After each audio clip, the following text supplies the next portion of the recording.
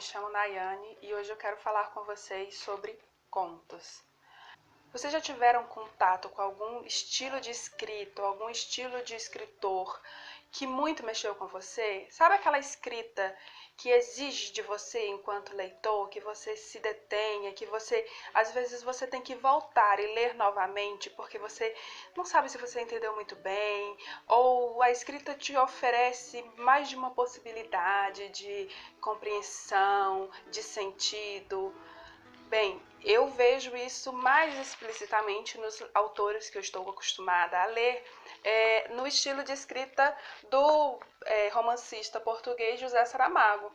Isso a gente consegue perceber em quase todo o romance dele, porque ele usa de muitos poucos sinais gráficos ou muitas poucas pontuações. Especialmente ele usa ponto e vírgula, e nem assim isso é muito recorrente. Os parágrafos dos romances do José Saramago são bastante extensos, às vezes a gente não sabe se é uma fala, se é um pensamento, porque isso não está sinalizado graficamente no texto dele. Bem, hoje eu quero apresentar para vocês um livro de contos sobre a vida e outras coisas, do Francisco Neto Pereira Pinto. E eu falo desse uso da pontuação porque quando eu li a coletânea de contos do Francisco Pinto, o primeiro autor que me veio à mente foi justamente o José Saramago. Mas aí vem uma questão ainda mais especial. Neste livro do Francisco, você vai encontrar a completa ausência de pontuação. E aí é um livro de contos que te exige muito enquanto leitor, no sentido de que você vai completando e complementando justamente o que o conto nos deixa, o conto nos dá. É lógico que a gente faz isso com toda a literatura, com todo o texto literário, a gente complementa sentidos. Mas eu vou mostrar um pouquinho mais à frente como que isso acontece aqui neste livro.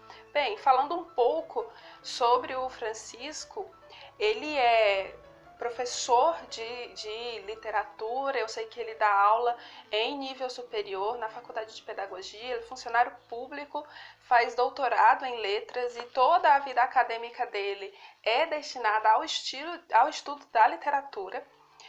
O Francisco, assim como a Luísa, que eu já tinha feito um vídeo sobre o livro de poesia dela, é um escritor e um pesquisador de leitura, que fala sobre leitura, sobre ensino de leitura.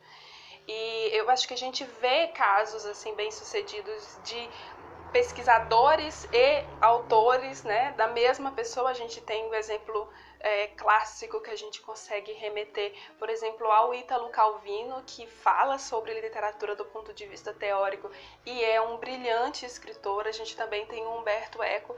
E aqui eu faço paralelo sim com o Francisco, porque se você joga, por exemplo, o nome do Francisco na internet, os primeiros resultados que você vai ter são resultados de trabalhos acadêmicos, né? Além disso, da sua vida profissional, da sua carreira como escritor, o Francisco tem um canal do YouTube chamado Leitura com Prazer, que ele publica com uma periodicidade admirável. Toda semana ele coloca um vídeo lá falando sobre contos, romances e poesias. E o canal também é muito fantástico porque ele vai falando dessa leitura que serve para a vida, ou da leitura que a gente faz um paralelo imediato com as nossas vivências e, obviamente, sem ignorar o caráter literário dos textos, né? Além da escrita propriamente dita, do estilo de escrita do Francisco, uma coisa que chama muita atenção nesse livro de contos dele é a permanência dos personagens. Você vai observar, quando se dedicar à leitura do livro de contos, que aparece um Pedro e uma Ana, e em quase todos os contos eles têm uma espécie de relação afetiva ou amorosa. Mas em nenhum momento você vai reparando que existe uma repetição da mesma história. Isso que eu acho fantástico. Se a gente pega pelo título sobre a vida e outras coisas, a gente vai perceber essa temática justamente do cotidiano, até aproxima bastante dessa abordagem, por exemplo, do que a gente considera o gênero crônica, que é até um pouco difícil de definir o que é o gênero crônica, né? Mas a gente vê isso aqui nesse livro de contos do Francisco porque são temas do cotidiano, mas são abordados com uma profundidade e com uma densidade que é difícil encontrar, né, nessas coletâneas de conto de apenas um autor. Então a gente encontra isso aqui no livro de contos do Francisco. E a gente vai perceber a Ana, o Pedro, que são personagens que sempre aparecem, ou numa relação, num casamento, ou numa relação amorosa que persiste na sobrevivência, a gente sabe bem disso. Ou são casais que entram em conflito, tem um contexto de traição. Tem um conto que eu achei maravilhoso de uma Ana perversa, né? Essa pessoa perversa, autocentrada, e o conto é maravilhoso. E o estilo surpreendente de escrita do Francisco, ele vai aparecendo não só nessa ausência de pontuação, mas também porque ele mescla muito prosa com poesia, e os poemas são igualmente muito bem feitos, muito bem estruturados. Em muitos casos a gente lembra muito um haikai, porque são aqueles poemas de 3 versos e que conta ali, tem uma narrativa ali. E para dar exemplo dessa mescla de estilos de escrita, eu mostro aqui para vocês, olha só, a gente tem os versos e a escrita em prosa. E aí a gente fala assim, mas se a gente pega nos modernistas, a gente poderia chamar tudo isso de poesia. Eu não chegaria a esse caso, embora seja extremamente poético o texto dele. A gente tem a diferença entre os textos em versos, e são poemas, e os textos em prosa, mas eles compõem no todo o conto que nos é apresentado.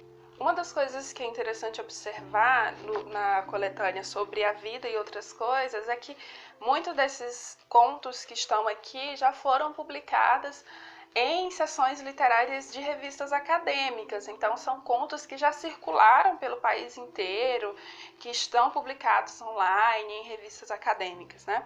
Mas tem muitos contos inéditos que o Francisco publicou apenas aqui neste livro, que são muito bem feitos, e são assim, não tem nenhum conto que você acha que poderia ficar de fora. Isso que é o interessante nessa coletânea, pela diferença, por exemplo, que eu já falei que são Anas e Pedros, mas eles são diferentes entre si, mas ele tem uma pertinência, ele tem um caminho que é muito bem organizado.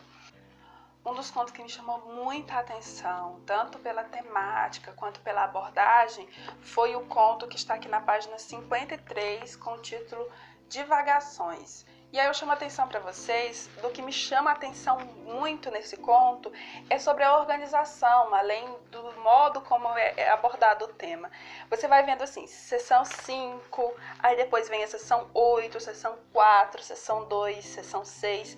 E esse aqui é inclusive um dos contos mais longos, porque normalmente os contos aqui colocados, eles têm uma página e meia, 2 páginas, né? E aí o que eu acho interessante nisso aqui é porque segue justamente a lógica da divagação. Quando você está divagando, você pensa numa coisa, noutra. Não tem uma ordem pré-estabelecida que primeiro eu penso nisso e depois eu vou para aquilo. Eu penso no presente, depois no passado e depois no futuro. Então o conto ele traz essa temática também na forma como ele é organizado. Para dar uma amostra para vocês do que é o estilo de escrita e abordagem temática feita aqui nesse livro de contos do Francisco, eu vou ler um trecho de Quando se morre e vira santo, que está na página 49 e vai até a página 51. Diz o seguinte, eu já começo aqui com um pequeno haikai. Quando se morre e vira santo, histéricas aos prantos, indiferença e burburinhos tantos. Morreu Pedro e para o velório se reuniram a desocupada vizinhança, especialmente no cair da noite. Não era tanto uma questão de consideração para com o morto ou solidariedade à família, mas uma quebra na rotina, evitação do tédio e, evidentemente, um bônus de likes nas redes sociais. Alguém segurava a mão da mãe enlutada que já sofreu a lote pelas danações do filho, e agora revisava uma a uma as falhas possíveis e imaginadas. Difícil era saber qual a maior dor na escala métrica dos sofrimentos, se a dor pela perda ou as patadas da culpa que lhe vinha ferroar com a fúria de dezenas de escorpiões vermelhos. Não tinha ânimos para os gritos e já tão esmorecidas de lágrimas, Dona Sebastiana sangrava quietinha e calada. Ana não tinha tempo de sofrer pelo irmão, pois estava muito ocupada prestando informações sobre como morreu tão de repente o Pedro, pois era um rapaz saudável e até outro dia não mostrava sinal algum de sofrer de doença do coração. Bem, aqui a gente já consegue observar o cenário, digamos, tradicional de um velório, né? Tem a figura da mãe enlutada, sempre rememorando o passado, de como que poderia ter feito melhor para cuidar do filho, etc. A vizinhança, nesse caso aqui, seriam aquelas figuras que aparecem no velório e você fica sem entender muito bem o porquê deles estarem lá, que vão lá, tiram foto, colocam nas redes sociais e aí vem a chuva de likes, porque afinal de contas seria basicamente isso que acontece nas redes sociais, né? Se chamar a atenção, às vezes por um sentimento verdadeiro, a pessoa está realmente enlutada, #luto, às vezes nem tanto, né? Mas enfim, ele traz justamente essa abordagem aqui do cenário do luto, do velório, com os membros da família e com a vizinhança e as amantes ou parceiras amorosas do Pedro que vão aparecer posteriormente. Eu já pulo agora aqui para os parágrafos finais, que dizem o seguinte: Pedro foi enterrado no cemitério municipal às 9 horas do outro dia. Em alguma casa da vizinhança se tocava aleluia.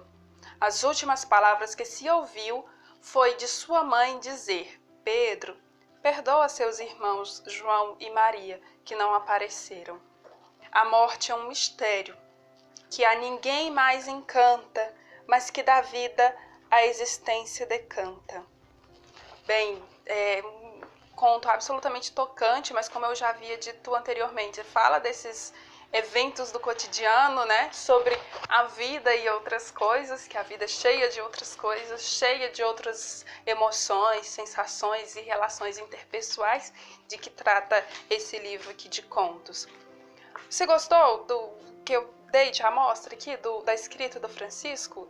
Eu particularmente estou muito encantada. Eu já havia falado sobre a ausência de pontuação, de colocar aqui no início do conto, e o que tem mais ou menos de sinalização aqui entre um período e outro são as palavras começadas em maiúsculo. E aí, eu imagino que se você pegar esse conto, por exemplo, para ler, você vai ter até outra possibilidade de leitura mesmo, de você ir colocando esses pontos, né, digamos assim, essas pausas, essas intercalações na escrita do Francisco. Eu estou encantada com todos os contos que o Francisco organizou, com 17 contos aqui nesse livro sobre a vida e outras coisas. Acho que a literatura ela vem justamente para nos dar esse baque. Eu tinha conversado anteriormente com o Francisco e falei: Francisco, não consegui ler seu livro numa sentada só, porque eu lia um conto e ficava assim abismada, chocada com a qualidade do texto, mas também como que aquele texto me tocava profundamente, além de ficar absolutamente impressionada com o estilo de escrita dele. Bem, finalizando, temos aqui um livro que, embora fale de temas comuns, está muito longe de ser uma literatura simples, fácil, comum, ordinária, corriqueira, no sentido de que é um trabalho muito bem feito, de estética, de cuidado com a linguagem, do sensível mesmo na escrita. Eu fico muito grata pela oportunidade de conhecer e de ler essa coletânea de contos. Eu espero muito que vocês também tenham uma oportunidade de conhecer esse livro, de ler, de divulgar, porque eu acho que a boa literatura ela precisa correr o mundo, né? A gente vai lendo e a gente sempre quer que o outro torne-se leitor daquilo que a gente também leu. Eu agradeço vocês por terem assistido até aqui, até a próxima e até a próxima leitura também. Tchau!